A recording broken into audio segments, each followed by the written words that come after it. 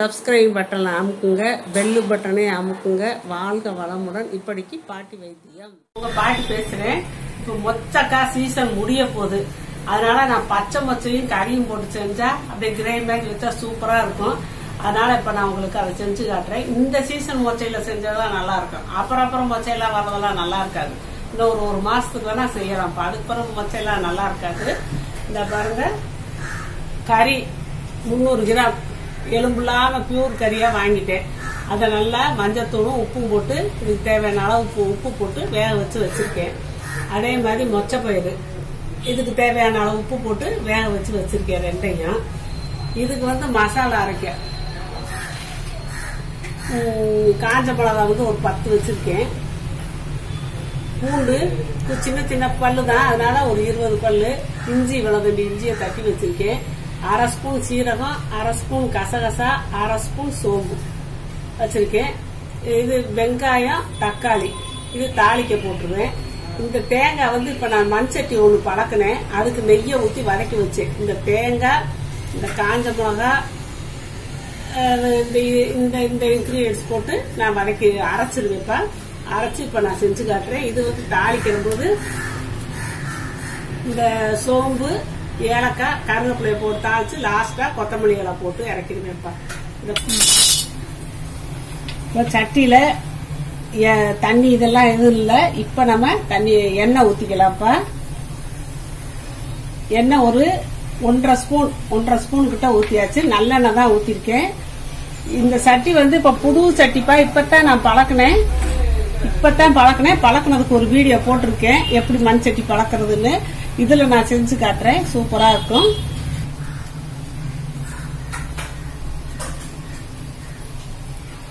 இந்த சோம்பு, ஏலக்காய்,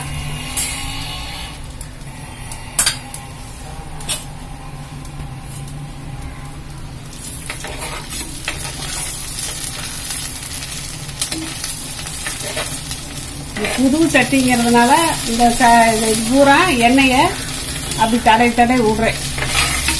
எண்ணெயை உறிஞ்சும் அந்த சட்டியில. அந்த ஓட்டையா இருக்கும் மண் சட்டி. புது சட்டியில லேசா நம்மளுக்கு கணக்கு தெரியாது இந்த காத்து போற ஓட்டை இருக்கும். அது வழியா எண்ணெய் உறிஞ்சட்டும் அப்படிங்கறதுனாலதான் நான் அப்படியே விளக்கி விடுறேன்.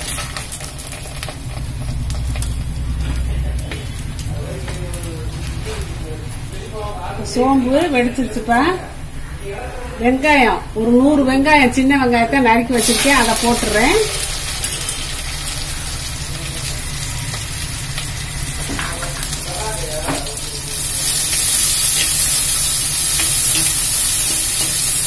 நல்லா வதங்கட்டும்.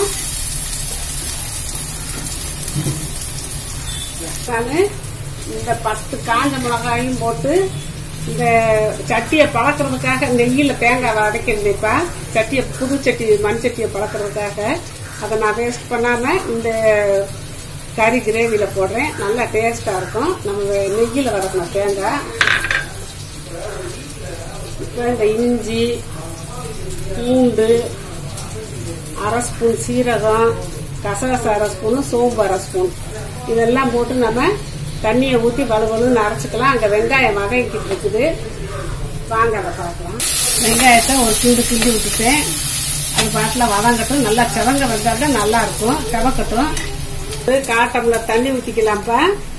தண்ணியை ஊற்றி இப்ப மிக்சியில அரைச்சு வைக்கலாம். நைஸா அரைச்சாச்சுப்பா. நம்ம வெங்காயத்தை பார்ப்போம். நான் வெங்காயத்தை கூட வதக்கிதான் விட்டுட்டு இருந்தேன். இன்னும் கொஞ்சம் வெங்காயம் செவக்கட்டும். செவந்தாதான் வாசமா நல்லா இருக்கும். வெங்காயம் நல்லா வெந்து கொஞ்சம் செவந்துக்கிட்டு வருதுப்பா. இந்த அளவு போதும். இப்ப இந்த தக்காளி 2 தக்காளி, அளவான தக்காளி 2 தக்காளி நறுக்கி வச்சிருக்கேன். அதை போட்டு கிண்டுறேன். கறியில மொச்சப்பயிர்ல எல்லாம் உப்பு போட்டிருக்கேன். இப்ப இந்த மசாலுக்கு தகுந்த உப்பு போடுறப்பா. நான் கறியிலே மஞ்சத்தூள் எல்லாம் போட்டு வேக வச்சுட்டேன். அதனால மஞ்சத்தூள் இப்பெல்லாம் போட வேண்டாம். கருவேப்பிலையும் போட்டேப்பா. ஒரு 2 நிமிஷம் மூடி வைக்கலாம்ப்பா. 1 நிமிஷம் தான் அது. திறந்து பார்த்தோம். பரவாயில்ல. இந்த இப்ப கறி மசால் பொடி ஒரு 3/4 டீஸ்பூன் எடுத்து வச்சிருந்தேப்பா. 1 டீஸ்பூன் கிடையாது, கொஞ்சம் குறையா, 1 டீஸ்பூனுக்கு கொஞ்சம் குறைய, அந்த அளவுக்கு அது சரியா போகும். அதனால அதை போட்டுக்கிட்டேன்.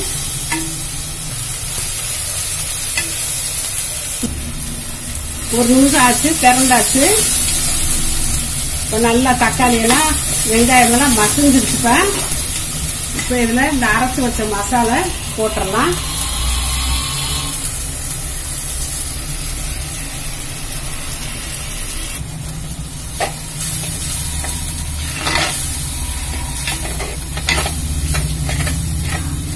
கொஞ்ச நேரம் மசாலா வதக்கலாம். இப்போ 1 நிமிஷம் நல்லா வதக்கி விட்டோம்ப்பா, போதும். இப்ப இந்த கறி வேக வச்ச தண்ணியோட நான் ஊத்துறேன்.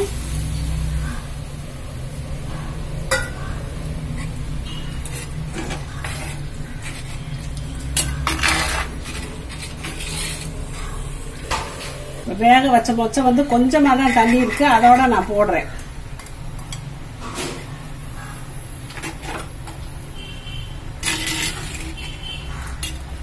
இப்ப கறியில உப்பு போட்டு வேக வச்சிருக்கேன், பயர்லயும் உப்பு போட்டு வேக வச்சிருக்கேன். இப்ப வதக்கின மசாலையும் அதுக்கு தகுந்த அளவு உப்பு போட்டுக்கிட்டேன்.